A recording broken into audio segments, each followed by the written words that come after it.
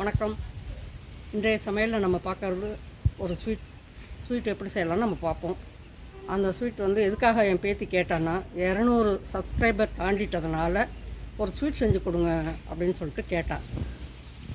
அவள் ஆசைக்கு நான் செஞ்சு கொடுக்கலான்னு இருந்தேன். 200 சப்ஸ்கிரைபர் தாண்டினதுக்கு அவள் தான் முழு காரணம். வீடியோ எடுக்கிறது, என்னோடய சமையல் வீடியோ எடுக்கிறது எல்லாம், எடிட்டிங் பண்ணுறது, அது இல்லாமல் தம்ப்நெயில் போடுறது, அப்லோட் பண்ணுறது எல்லாமே அவள் தான். ஃபுல் அண்ட் ஃபுல்லாக அவளே செய்கிறனால அவளுடைய ஆசைக்கு சின்னதாக ஒரு ஸ்வீட்டு, அடுப்பு இல்லாமல் மிக்சியை மட்டும் வச்சு ஒரு ஸ்வீட் செய்யலாம். அது எப்படி செய்யலாம்னு நம்ம பார்ப்போம். இப்போ நம்ம செய்ய போகிற ஸ்வீட்டுக்கு தேவையான பொருட்கள்: 1 கப்பு தேங்காய், இதே கப்பில் 2 கப்பு பொட்டுக்கடலை, அதே கப்பில் 1 கப்பு நாட்டு சர்க்கரை எடுத்துருக்கேன், 2 ஏலக்காய் பொடி பண்ணி வச்சுருக்கேன். இப்போ நம்ம செய்யலாம். மிக்ஸில் போட்டு இப்போ நம்ம அடிச்சிடலாம். ரொம்ப நைஸாக அடிக்க வேண்டியதில்லை, சலிக்கவும் வேண்டியதில்லை. ரொம்ப நைஸாக இல்லை, லேசாக 1-2 அங்கங்கே குருணை இருக்குது, சலிக்க வேண்டியதில்லை, அப்படியே இருக்கட்டும்.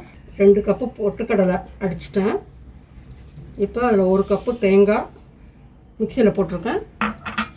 அந்த 1 கப்பு நாட்டு சர்க்கரை, இது ரெண்டும் மிக்சியில் போட்டு அடித்து எடுத்துக்கணும்.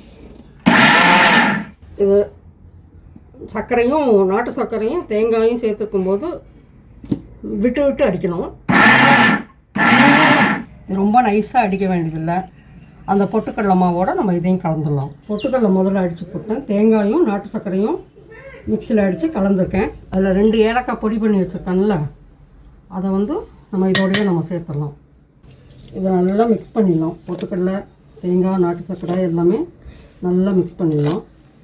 மிக்சியில் அடித்ததெல்லாம் ஒரு பவுலில் போட்டிருக்கோம், அது போட்டு பிசைஞ்சிட்ருக்கோம். பிசைஞ்சிட்டு இருக்கும்போது கொஞ்சமாக நெய் சேர்த்து நல்லா பிசைஞ்சு விட்டுக்கலாம். எல்லாம் கலந்து முடிச்சாச்சு. உருண்டையாக ஊற்றிடலாம். நல்லா இறுக்கமாக உருண்டை விட்டுக்கணும்.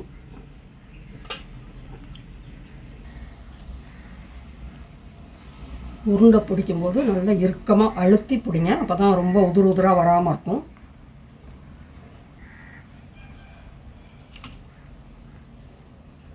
இதுக்கு மேலே உங்களுக்கு இனிப்பு தேவைப்பட்டால் இன்னும் கொஞ்சம் நாட்டு சர்க்கரை சேர்த்துக்கலாம். ரொம்ப ஈஸியாக ஒரு ஸ்வீட் நமக்கு ரெடி ஆகிடுச்சு. இது லட்டு மாதிரி உருண்டை உருட்டி லட்டாகவும் கொடுக்கலாம். அப்படியே ஒரு கப்பில் போட்டு ஸ்பூன் போட்டு அப்படியே குழந்தைங்களுக்கு கொடுக்கலாம். ரொம்ப விரும்பி சாப்பிடுவாங்க. குழந்தைங்க ரொம்ப விரும்பி சாப்பிடுவாங்க. என்னோடய பேத்தியோட ஆசையை நிறைவேற்றிட்டேன். இதை நீங்களும் செஞ்சு சாப்பிட்டு பார்த்துட்டு எப்படி இருக்குன்னு சொல்லுங்கள். நன்றி. நம்ம அடுத்த வீடியோவில் சந்திப்போம்.